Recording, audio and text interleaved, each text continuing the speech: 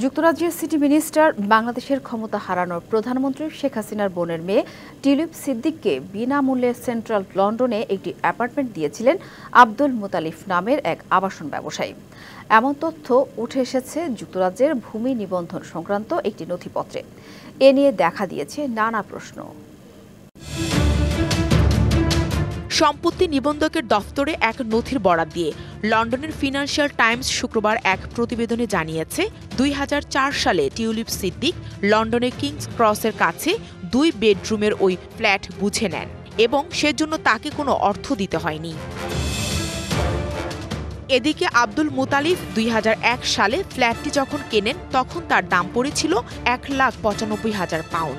ওই ফ্ল্যাট এখনও টিউলিপের মালিকানায় রয়েছে। ওই ভবনেরই একটি ফ্ল্যাট গত আগস্টে বিক্রি হয়েছে £৬,৫০,০০০।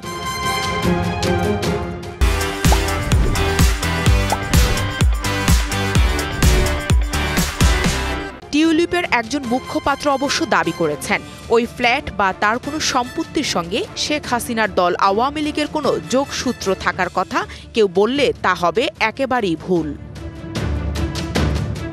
ফিনান্সিয়াল টাইমস লিখেছে কিং ক্রসের ওই ফ্ল্যাট কেনার বিষয়টি আব্দুল মুতালিফ স্বীকার করেছেন, তবে সেটি নিয়ে কি হয়েছে সে ব্যাপারে কোনো মন্তব্য তিনি করতে চাননি।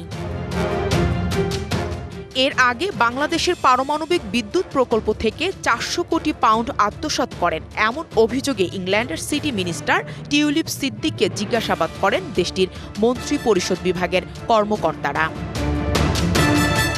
Nahida Rinthi, DBC news desk.